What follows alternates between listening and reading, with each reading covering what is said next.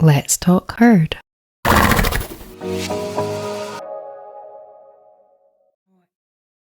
I have this strong sense of love as the space, a permeating space that holds. It's like it's a vessel and it's not a vessel at the same time, and it just permeates through. And I think relating that to what you've both shared about the pause and the space and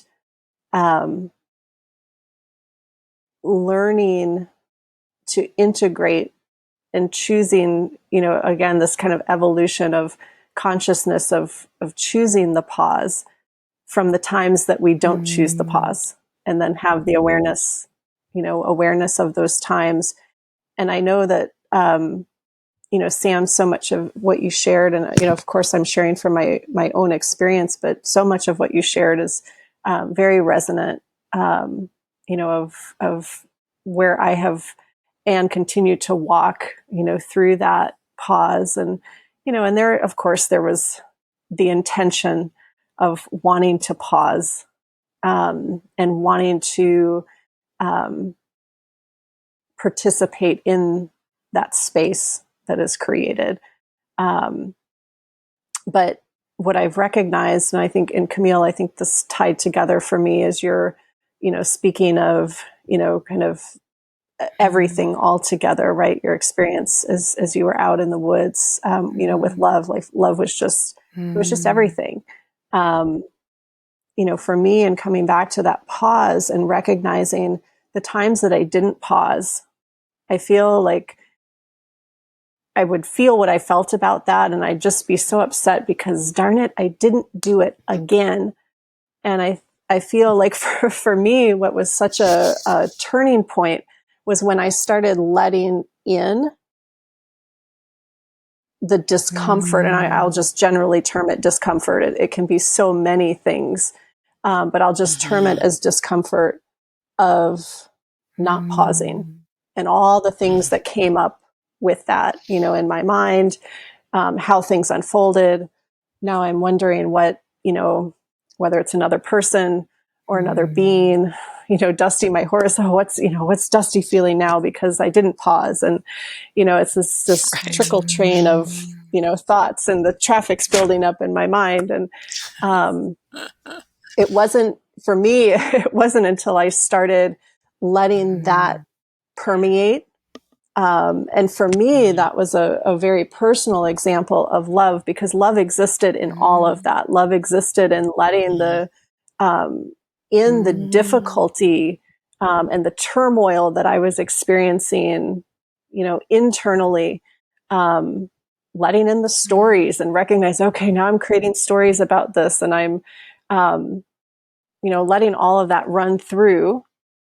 And as I continued to just let that in, I loved your narrowing and the coming together, that you used, Sam, with your hands. And I felt something very similar. It's like I was becoming more connected to the pause, and the pauses were starting to happen more naturally. And it was all being held, for me, in that space of unconditional love, and coming back to, even being present. Sam, I think you alluded to this as you were sharing, is that you would realize that you hadn't paused, but then all of a sudden there was space, whether it was hours down the line, or, 5 minutes removed from the moment, or a week later, right? All of a sudden it's like, oh, and I can choose that now, and just be welcomed into that space, which is a very loving space, in the simplicity of it and the ease of it, and as well as in the difficulty and the challenges that are there, as well. So, yeah. When you were talking about how you embrace, eventually all those feelings, that is the pause, really, isn't it? Like, that's what came into my mind. That is pausing. That's kind of, and it reminded me of the fly again. Like, when I was able to, instead of pretending I didn't feel like that I could, that I couldn't, that I had this kind of like, okay, I need this to sort of finish. Actually, I was able to sort of just feel that in myself. What is that feeling? Like, where does it come from? And why do I feel like that? And sort of almost feels like it's a sort of trauma thing. Like it's some kind of, some kind of, because I don't feel that I was always like that as a child. I feel like it's something that's a layer, but I could only become aware of that by letting it in, by actually being able to just feel it. And I think that is the pause. I think that's exactly it, really. Because it's almost like the same as this idea of meeting things without judgment, like just meeting things from where you are and not, I was doing a podcast that I just put on actually with Sabina and Joe, and we were talking about exactly that. Like, how do you, it was actually the horses that were asking, can you reconsider how you feel about us in terms of being shut down and dissociated and all those things? And this is what kind of came up through the discussion, was this being able to just not judge, not judge their state of being and not judge our own state of being. And it's exactly really what we're talking about, that flow and just being able to, just meet it. And I suppose that's what the pause is, really. Yeah.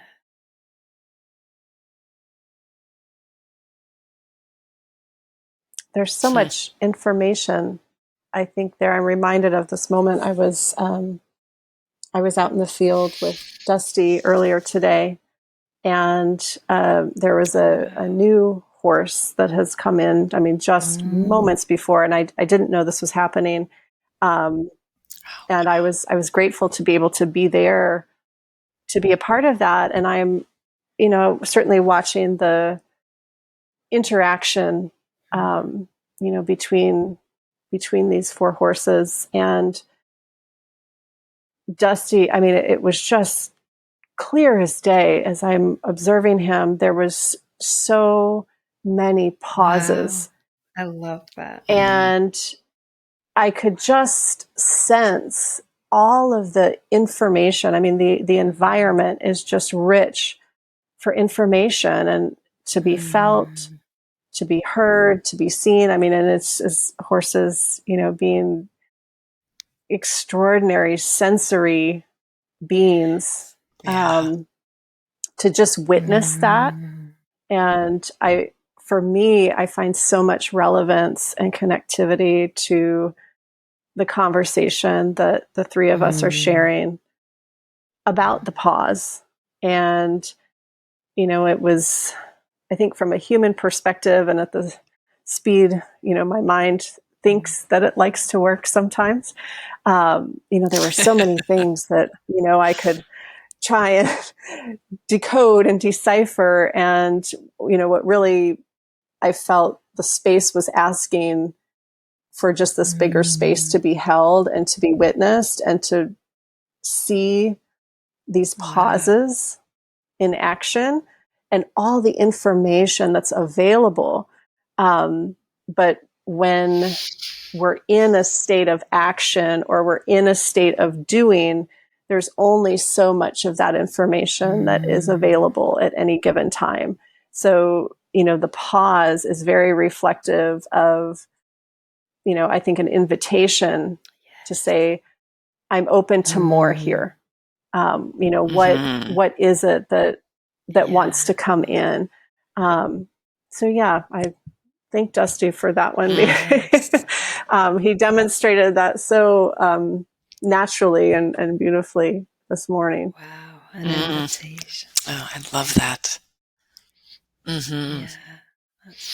You know what this is all making me think of is the idea of light and how light can be a particle and it can be a wave. Yeah. And so if we think about a pause is that wave, right? It allows this openness to happen, this spaciousness to happen. And we get to choose to be in that pause and allow that spaciousness to be there. Or we get to be very aware of the people lined up behind us, or I've got all these different things to do, which when we're in that particle part, right, that material part, then the time in the space contracts. And so then we have less time. So of course we're going to worry about all the things we have to do and all the time that it's going to take, versus opening up to this pause in this beautiful wave-like existence, which opens up time and space and whatever else. And so it's almost like what you experienced, Susan, in the field with the horses and Dusty, that you allowed that openness, that spaciousness. It's really beautiful.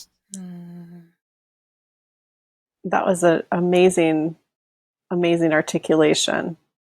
Thank you, Sam. Yeah. Oh, Wow.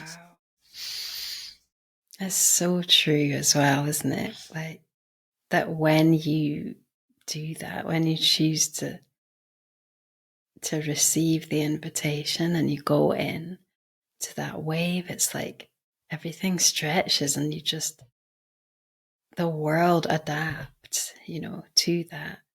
And all of those pressures and those things are no longer relevant. So, we can justify it, the not pausing, but really it's only when you kind of make that step that you realize that it doesn't need, it's not really real. It's not, it's how we choose to. Oh, I love it because it's like energy work. Like that's a bit of a label, energy work, but when you go into energy and you're perceiving energy and it's like it stretches, and there is that stretch into the wave, and it's almost like you become part of that. It's like, I always think of it, it kind of feels like an elastic band or something. And instead of just being on the surface of it, you sort of become it. And it's like a whole mechanism that moves, and you're part of it. And it only when you go into that world does it start to sort of flow. And I suppose that's because when you're within it, you're experiencing it. So you can only experience it from within it. And so, yes, it's amazing. And it's a really amazing feeling. And I've noticed, I don't know if you've noticed this before, but when you're in that world, it's like things unfold and things happen and they're very profound. But then when you step out of it again, and you come back in, it's like you enter back in that same, sometimes it's processed a bit, but it's like you enter back into like kind of the same place. So it's almost like Narnia or something. Like when you're like not in it, it's not really happening. It's like you're in a different reality, which isn't really engaged. I always use the word engaged because I love that word, because it's like when you engage with it. And I've really noticed that with, like, for example, healing situations with people or animals, you come to a certain conclusion and you and you've gone through a process. And then when you pick it back up, it's like you're picking up from where you left off, and you're just kind of, it never goes backward, or it never sort of unravels or anything. It just, you just kind of carry on. And yeah, I don't know if you see it that way, or it's kind of, yeah, almost like a parallel world, really. But that one where you're engaged feels like the real one to me. Yeah. And it doesn't seem possible. A great sense of, it's the word I'll use, is collaboration. I agree. In that space, and more of that very, fluid, integrated space. And the more, I'm fantastic at making up words, so this might be a made-up word, but I think you'll know what I mean. This particulated, I love that. when I'm in the more particulated state, it feels so much less collaborative. And it's almost like there's this sense for me that I constantly need to be driving something, driving an answer, driving the next thing, driving the next thing on the to-do list. There's much less of a feel of, Camille, I know you use the word, integration and integrative. There's much less of a feel of integration, or collaboration for me. And when I come into that pause and that space, it feels so much more integrated, and it feels collaborative. It's such a reminder, a felt experience for me. And it reminds me, it's like, I'm a part of something that's so much bigger.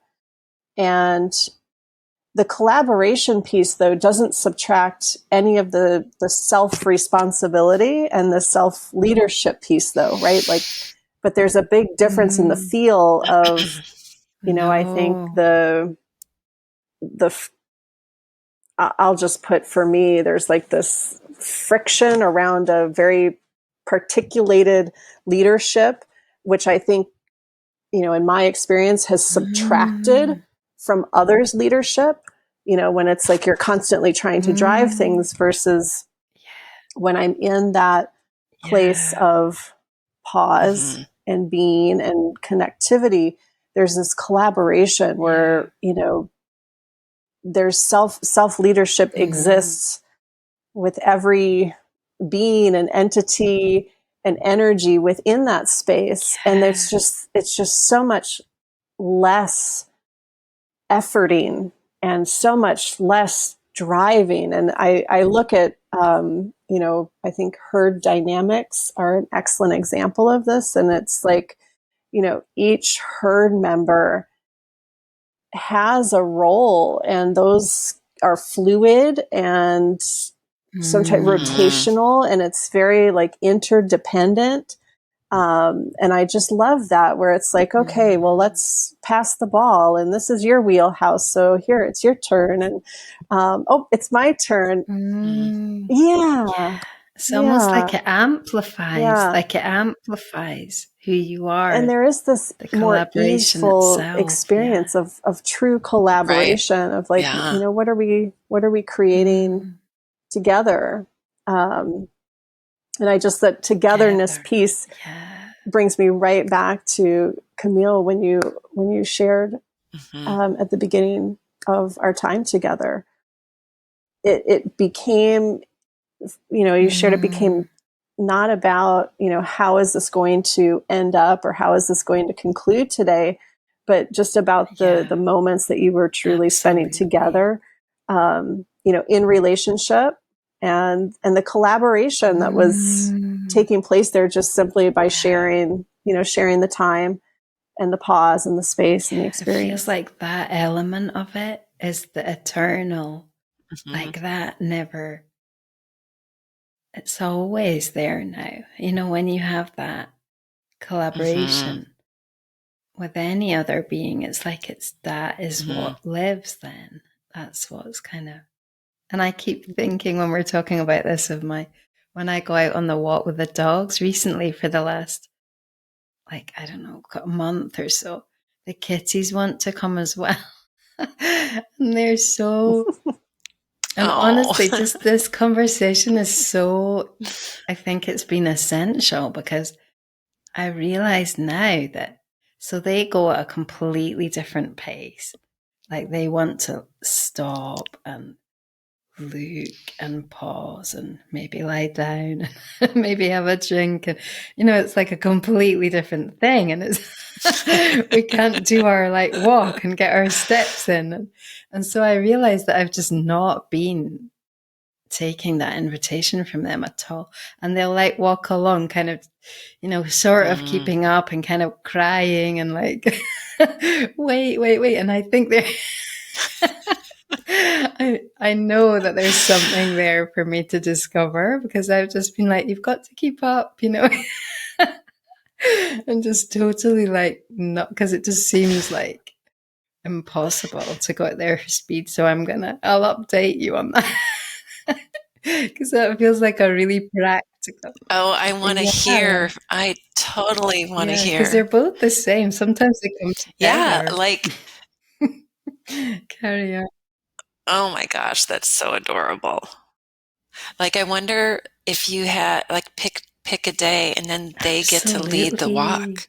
Like, what would that walk look like? Oh God, we've got to do that. Yeah. Oh well. Absolutely. Because they're so. Yeah, I don't know. They're both very engaged in it together. Sometimes one comes and sometimes the other comes. Sometimes they both come, but it's like I can feel now how they're like, when's she gonna stop and listen, and when's she gonna pause? Yeah, so yeah, that's gonna be amazing to take the time. Oh gosh, and it seems so silly, honestly. Part of the adorable. reason that I want to do this one is, it's not just that, but there's a sort of pressure because I've got this app on my phone that like charts your progress. That tells you to. It's like, oh, you've done it today, and you get all this like congratulations. And so I'm like, we're gonna do it today. It's like it's ridiculous when you think about it. Like, if you were given that choice, you can go with the kitties and you can like have this amazing, because I know it'll be an amazing experience, or you can like tick off your day on your app. How did we lose? I know, but so if right? Oh my gosh. It's crazy, isn't it? Those apps are measuring either your steps, your activity level, or your sleep. Or then it will give you a little reminder, like try mindfulness for 1 minute. And it's not even accurate because half the time you don't take it with you, or, it's what does it give you really? But somehow it's important. I know. It becomes important. And yeah, I think that is the danger of those things. Again, it's just it's just scrunching us into this tight little space. Yes.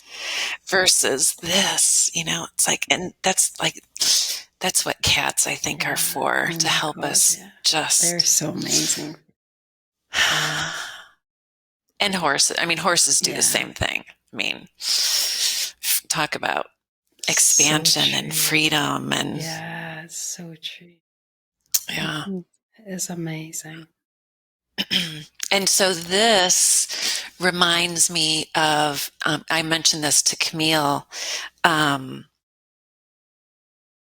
Hurst and her Sanctuary 13 and her wildness training, getting out of our domestication. And that's what this is reminding me of, your walk with the kitties. Wow. Yeah. Yeah, yeah, I'd love to know more about that. Yeah, I need I haven't done anything. oh gosh. Wow. How did you discover it?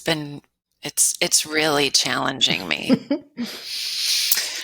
From the first time I heard her name was through Stormy on, she had run on one of her Many Paths to the Heart webinars. She does those monthly. And I could tell that I needed to explore more with her because I could feel this tension building in my body when she was talking about a few things. And I just thought, yeah, I could feel some resistance in me. And I thought, okay, that's where I need to be more open. And wow, oh my gosh.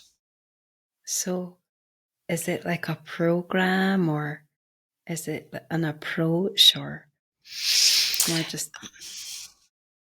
She, I dare not speak on her behalf. But she has, through her own experience, developed these maybe principles. I don't even know if she would call them principles, but kind of principles. And none of it is new, but it's how she's using all of these principles together to help us realize how domesticated we are and how much that has caused trauma, and how by exploring each of these principles, we can kind of let go of that trauma and domestication and be more of this fully expressionable human that we were meant to be. Not a human ingrained in the way we've all been ingrained through I am aware of that life. Definitely. It's almost like with you it feels kind of like, well, I'm assuming a little bit like you feel like it's somewhere you haven't really